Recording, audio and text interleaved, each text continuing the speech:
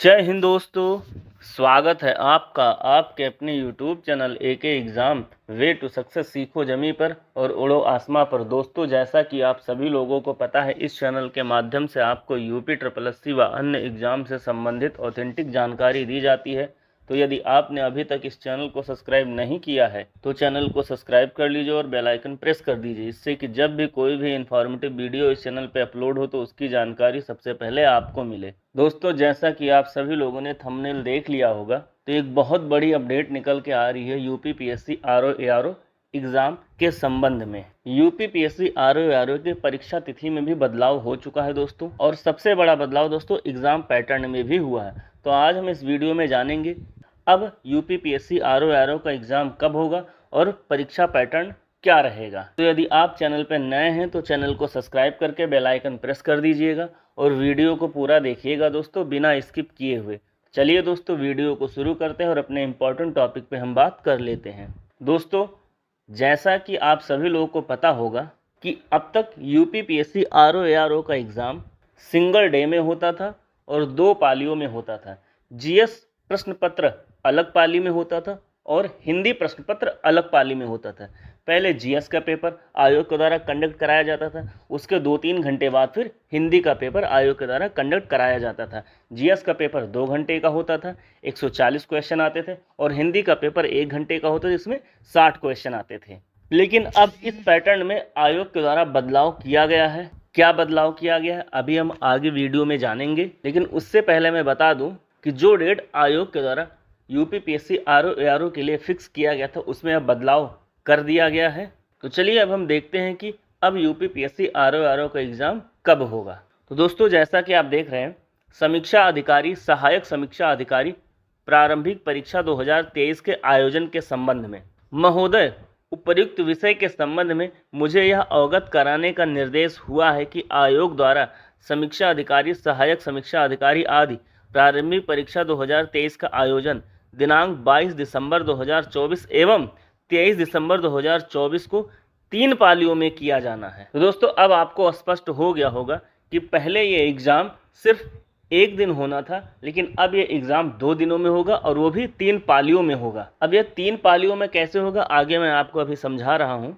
प्रश्नगत परीक्षा का आयोजन दिनांक 22 दिसंबर 2024 रविवार को प्रथम पाली पूर्वाह्न 9 बजे से मध्याह्न 12 बजे तक व द्वितीय पाली अपराह्न 3 बजे से अपराह्न 6 बजे तक तथा तृतीय पाली 23 दिसंबर 2024 सोमवार को पूर्वाह्न 9 बजे से मध्याह्न 12 बजे तक प्रदेश के X जनपदों में किया जाना है। तो दोस्तों, अब आप सभी लोगों को स्थिति स्पष्ट हो गई होगी कि अब आपका पेपर 3 घंटे का होगा। पहले भी 3 घंटे का होता था, लेकिन ये 3 घंटे आपके डिवाइड होते थे, एक 2 घंटे में और दूसरा 1 घंटे में। 2 घंटे का आपका जीएस का प्रश्न पत्र होता था जो कि सुबह की पाली में होता था, और 1 घंटे का आपका हिंदी का पेपर होता था जो कि दोपहर के बाद होता था। लेकिन अब इन दोनों पेपर को मर्ज कर दिया गया है और आपका एक ही पेपर होगा, वो भी 3 घंटे का। क्वेश्चंस उतने ही रहेंगे, 140 क्वेश्चंस जीएस के आते थे पहले भी, वो अब भी आएंगे 140 ही क्वेश्चन, और 60 क्वेश्चन हिंदी के आते थे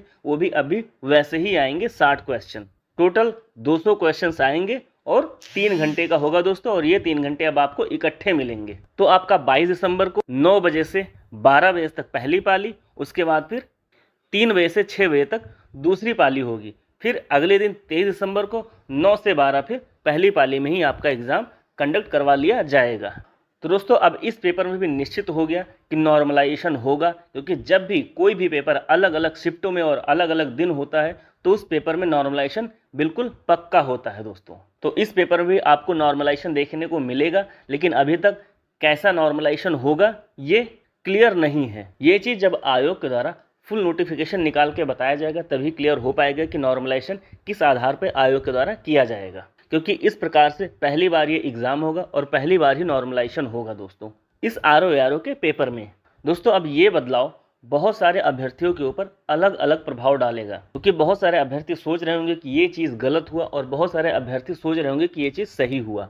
सबसे पहले मैं गलत पे बात कर लेता हूँ कि अभ्यर्थी इसको गलत क्यों सोचेंगे दोस्तों, क्योंकि यह एग्ज़ाम यूपी पीएससी आयोग के द्वारा कराया जाने वाला बहुत बड़ा एग्ज़ाम है, और इन एग्ज़ाम्स को कई पालियों में कराने का मतलब है नॉर्मलाइजेशन। क्योंकि जब कई पालियों में एग्ज़ाम होगा तो कोई पाली आपको आसान आएगी, कोई पाली आपको टफ आएगी। तो इससे क्या होगा, किसी अभ्यर्थी के नंबर बढ़ेंगे, किसी अभ्यर्थी के नंबर कम होंगे, तो इसी कारण अभ्यर्थी इसे नेगेटिव पॉइंट ले रहे होंगे। अब पॉजिटिव पॉइंट क्या है दोस्तों?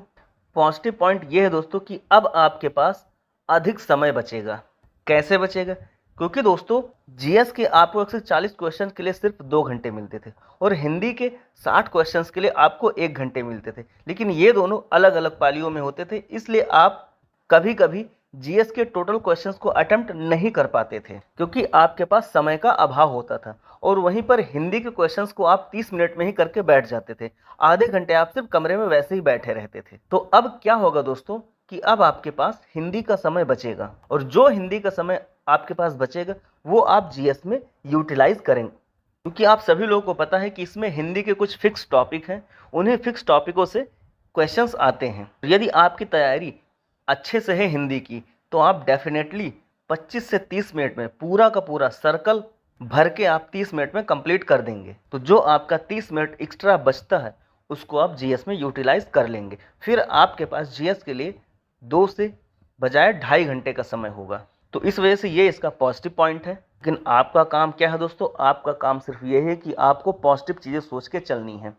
तो आप पॉजिटिव चीज़ें सोच के चलिए और अपनी तैयारी लगातार करते रहिए। अभी भी आपके पास समय है क्योंकि आपका एग्ज़ाम दिसंबर में 20 तारीख के बाद लगा हुआ है और अभी सितंबर चल रहा है, तो आपके पास सितंबर, अक्टूबर, नवंबर ये 3 महीने बचे हुए हैं। 3 से 3.5 महीने आप जमकर तैयारी कर लीजिए और आप प्री क्वालिफाइड कर जाएंगे दोस्तों। तो दोस्तों जैसे ही ऑफिशियल नोटिफिकेशन आता है आप सभी लोगों को तत्काल सूचित कर दिया जाएगा, इसलिए आप सभी लोग इस चैनल को सब्सक्राइब कर लीजिए और बेल आइकन प्रेस कर दीजिए। और यदि यह वीडियो आप सभी लोगों को पसंद आया है दोस्तों तो वीडियो को लाइक और शेयर जरूर कीजिएगा।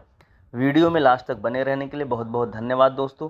जय हिंद, जय भारत। मिलते हैं नेक्स्ट वीडियो में नेक्स्ट अपडेट के साथ।